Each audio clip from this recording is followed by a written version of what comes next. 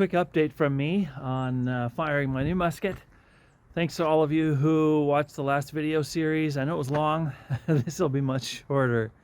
I really appreciate the feedback, especially. One of the things I love about the exposure I'm having to these communities, both the gun community and especially the flintlock musket kind of communities, they love to share what they know.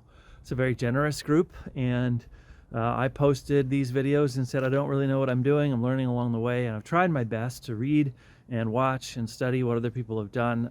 People have just been so generous in saying, here's what you need to know about this, and here's what you need to know about this. For example, I didn't know the reason why people used 3F or 4F powder, black powder in the pan to prime the pan.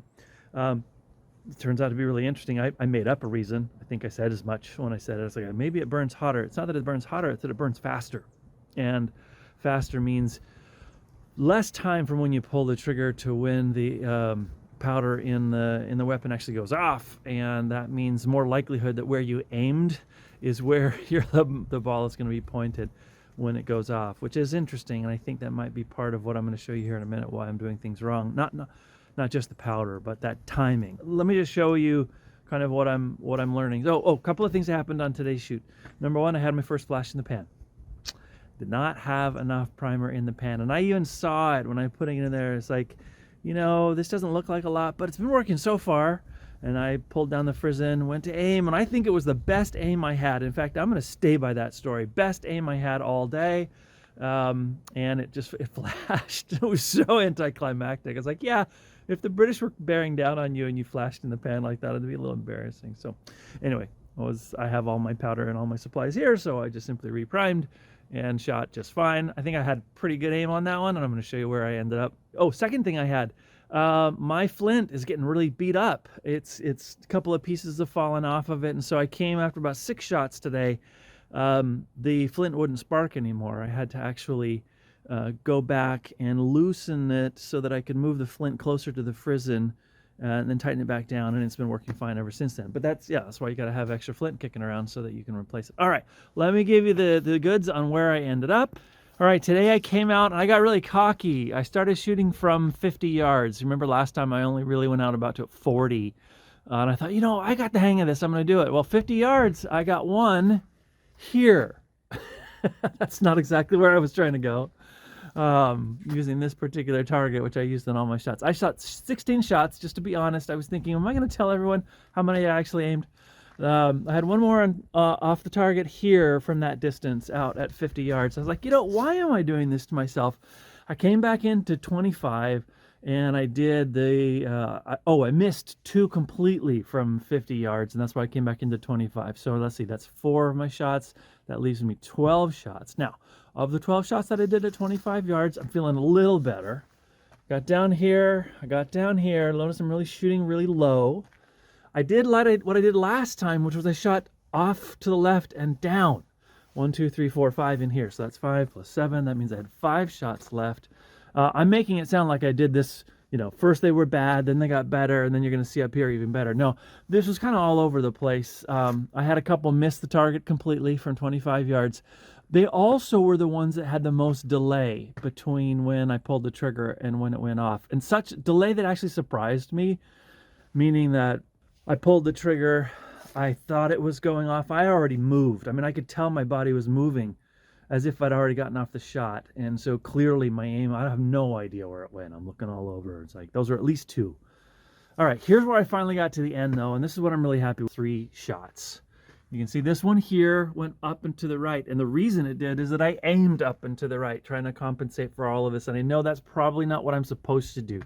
This is a gun that has one sight and only in the front. And I'm told by people who are helping me understand what's happening that that's harder to aim, and I need to get a reliable way that I'm positioning myself and sighting with this weapon. Anyway, these were my last 2 shots. Pretty happy with those. 25 yards. So this is not, you know, expert marksmanship, but it's my musket. And just a big thank you to all of you who are helping me and giving me advice, and you know, any questions that anyone who hasn't done this yet has of me, of what it was like to be a beginner and do this. Feel free to shoot them my way. Happy to answer what I can, and enjoy. A couple of last items here to as I'm wrapping up, cleaning up the musket. just going to show you, this is now cleaned up a little bit. Still, I need to get some better cleaning brushes, but this is the edge of the flint. You can see that it, well, you don't remember what it used to look like, but it was significantly longer, extended further out than that, and it wasn't jagged like this. So now when the flint is striking against the frizzen, you can see how those pieces that are remaining are scraping against the frizzen irregularly. In this cleaning, I finally figured out something that has been unclear to me. You can see underneath the frizzen, there is this small indentation on that edge. If I can keep it in focus, you can see to the left side of the underside of the frizzen, there's an indentation, and that indentation lines up with the hole, which is the hole that lets you get the spark into the barrel. And by having that there, my assumption is it ensures that the first sparks direct the right amount of powder toward the hole and not some other random direction. Anyway, it was really enjoyable being out there shooting today and having a better sense of all of these things, including having a better sense of what it takes to make the cartridges. Doing the videos that I did a couple weeks ago has unlocked the algorithm for me. Two algorithms, really. Number one, I've done a lot of searching on YouTube to try to find people who've done these things before. There are many great examples out there. But honestly, now that my own videos are posted and people are interacting with them, I'm getting better search results when I search for other people who are building cartridges. And I found a whole bunch of new cartridge assembly videos that I had never found before.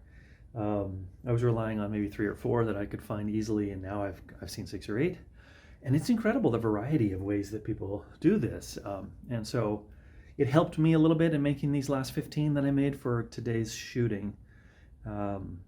In that I learned that what are the sensitivities and the tolerances that matter and which ones don't. I was worrying a little bit too much about how tightly you tie off the end that you put the ball into. It's not really an issue. Just as long as there's not too much slack paper around it, so that when you cram it down the barrel, that slack paper makes it hard for you to get the ball down the barrel. But that's not super important, it turns out. I also, bought a kit that had a certain kind of twine, a certain kind of paper, and I'm finding as I'm looking around that there's a lot more variability in paper and twine, and that's thread. That makes sense once you've done it a few times, but in the beginning I wanted to make sure I was doing it exactly right. Cleaning the musket is still an area where I'm trying to read up and see if that's not something that people do a lot of videos on and I can find. I'm sure there's some out there though that I'll find, and if you know of one, let me know. Just so you know, update on deer season. It is now primitive weapon deer season here in Massachusetts. I do have a permit. What I don't have is time in my schedule to go do it. I'm going to try to do it the week of Christmas. The season goes to the end of the month, and so there's the week between Christmas and New Year's where I'll have some time off. Probably go and do that. I'm told by everyone who hunts here in Massachusetts, you'll be lucky if you even see a deer, much less a buck, that you could actually shoot at. But I'll go and see what the experience is like, and I'll share on that later. But between now and then, though, I still have a lot to do to learn how to properly aim and fire. As you saw from today's adventure, from 25 yards out, I'm not bad, but I don't think there's a deer that's going to walk 25 yards up to me and say, okay, here I am, and I'll hold still. Go ahead. So I've got to start being able to shoot at 50 yards, and I'll report on that as I try it and let you know how it goes.